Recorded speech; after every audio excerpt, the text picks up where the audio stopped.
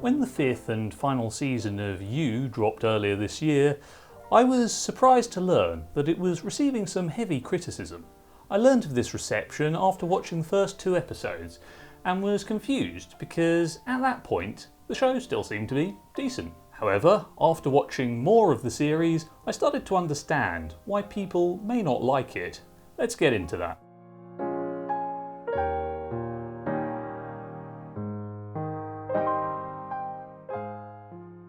To begin with, I'll need to discuss why You became so popular in the first place. The main strength of the show is its unique ability to make us empathise with the main character, Joe Goldberg, who is a serial killer. The show achieves this with a fairly sophisticated system of techniques. Joe Goldberg is built up as a 3-dimensional character with extreme flaws, but importantly, with virtues as well. The story is framed from his perspective through voiceover, which allows us to understand his rationale for the way he behaves, and we're shown the moral intricacies of his circumstances, giving us extensive context for his behaviour. He had a traumatic childhood of abuse and instability, eventually abandoned by his mother to be raised in an orphanage, and this past contributes to his psychological pathologies in adulthood.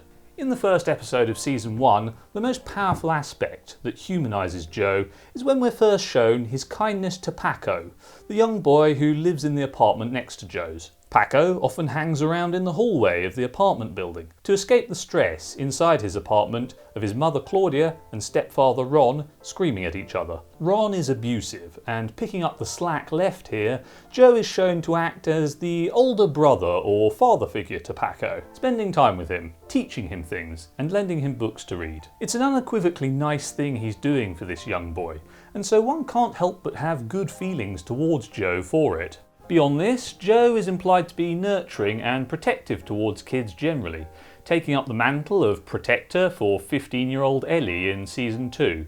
And when he has his own son, Henry, he's shown to be nothing but a good father towards him, always loving and nurturing. Joe seems to know the importance of this kind of influence on children based on how bad his own upbringing was, and so, admirably, he tries to spare children in his orbit from that kind of trauma. Beyond this, he actually does some heroic things sometimes, stepping in to protect numerous people from abusers. He pushes this a bit too far when killing those abusers, but those instances feel a bit morally ambiguous because the people he kills are shown to be so awful. The best example of this is at the end of Season 1, when Ron is searching for Paco, seemingly to give him a beating. With Paco hiding, Joe steps in and kills Ron, saving Paco. Paco moves away from New York at the end of that series, and he and Joe have a very touching goodbye where they have a final hug, and there's a sense of optimism for Paco, now that he's been freed of the tyranny of his abusive stepfather.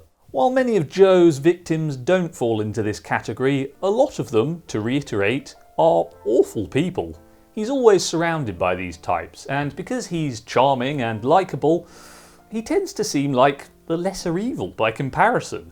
So when he kills these awful people he's made enemies of, you're kind of on his side, even though you probably shouldn't be. As Season 2 and 3 progress, Joe sees himself as a good guy, and does actually try to be good a lot of the time. He struggles with guilt for his crimes, and wants to reform himself, but his past mistakes, his dark side, and some of the people in his life, like his wife Love, keep dragging him back into the world of crime. And it's easy to sympathise with that struggle when you believe the character wants to be good.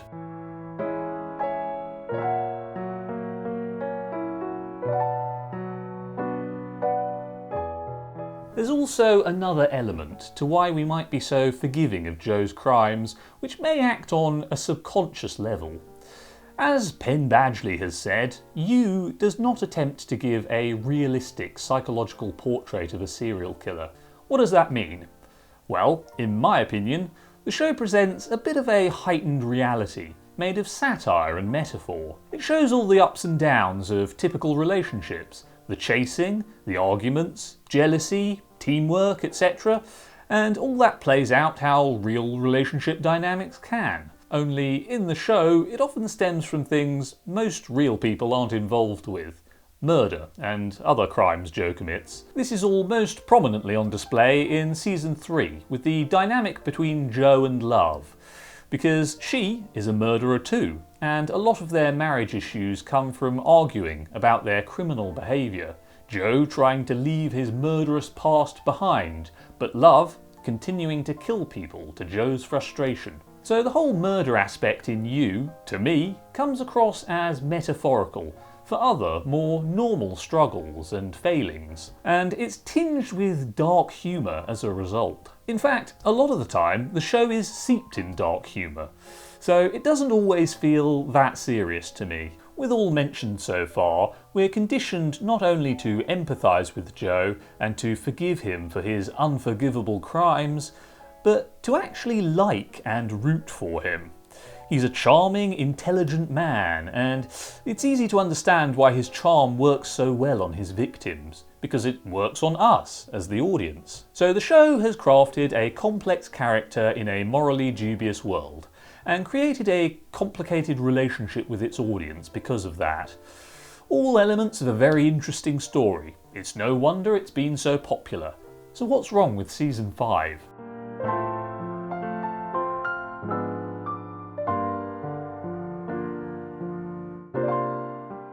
Well, there are two main sides to that. One simply involves issues with the actual mechanics of the story, like the plot and a few other things. The other runs a bit deeper, having more to do with the identity of the show, which I've described so far, and the way in which Season 5 diverges from that identity. Regarding the former, Season 5 is not long enough to do its story justice. It feels very rushed, having to shortcut necessary story arcs to skip to the ending. For example, after Bronte becomes fooled into thinking Joe didn't actually murder Beck and falls in love with him for real, she immediately reverts back to the opposite after one scene with Marianne, where Marianne gives her a speech that makes her understand who Joe really is. That kind of character transition is something that needed a few extra beats in the middle, spread across a few episodes ideally, where Bronte would gradually develop doubts about Joe again, and then finally have them confirmed by meeting Marianne.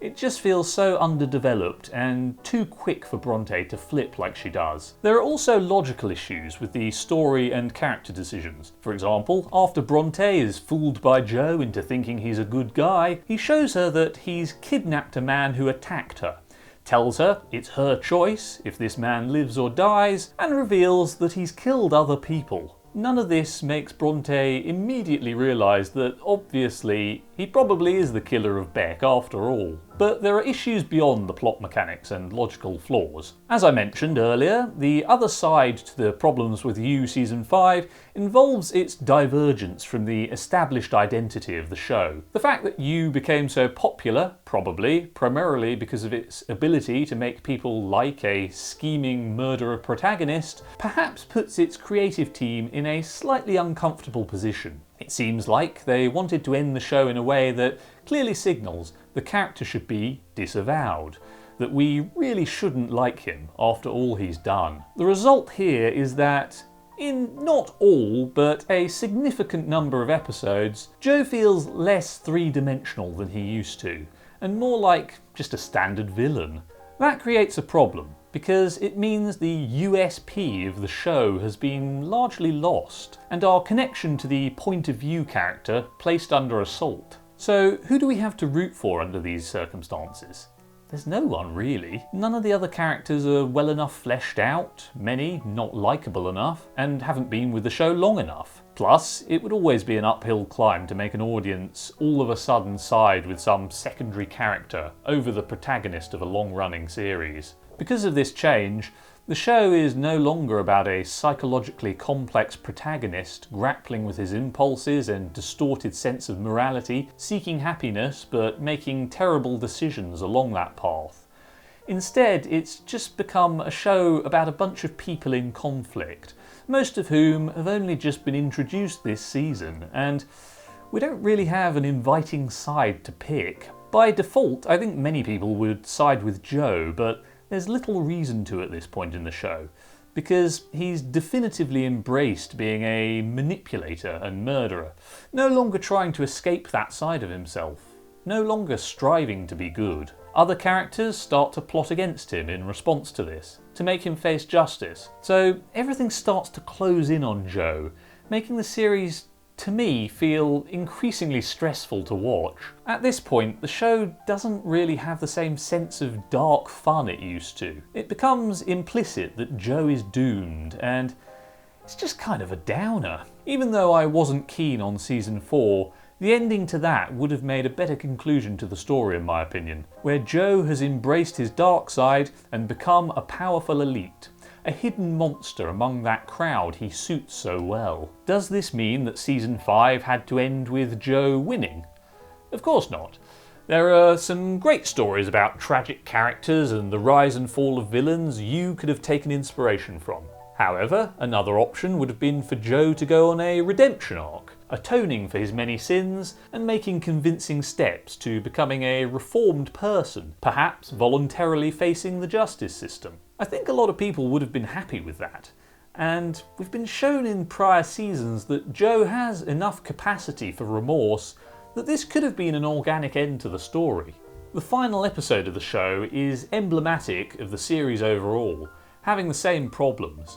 To start with, the episode seems quite good, but then, at about the midpoint, it falls apart because it clumsily shifts gear, abandoning the pace of the first half to become very rushed. The episode to end such a big story as You possibly deserves something more like a 2-hour runtime to properly wrap everything up and give something explosive, exciting and satisfying. This episode had some aspects of that, but just not nearly enough. If you're going to go down the route of having Joe face justice, he should go down in a bigger blaze of mania. We catch a glimpse of him being a truly scary horror monster in this final episode, with how he goes after Bronte and stealthily kills that police officer in the forest when the police are after him. I think we should have been shown him taking down the whole squad in this stealthy manner, before finally getting caught, or going on a Patrick Bateman-style murder spree out in public, meeting an explosive end perhaps. It was a weird choice to make Bronte the hero of the story and frame the wrap-up from her perspective. She only got introduced 5 minutes ago, with a backstory and character arc that was rushed through to catch us up to speed with her. So she doesn't really feel like the right choice to fill this position. It would have made much more sense for an established character to take Joe down, such as Henry. He was underused in the story, given how important he is to Joe, given how he's the only person who brings out Joe's unwaveringly tender, kind, loving side. Having him placed to either turn Joe in, or inspire him to turn himself in, to show Henry that he has some honour and morality, I think would have been a fitting end.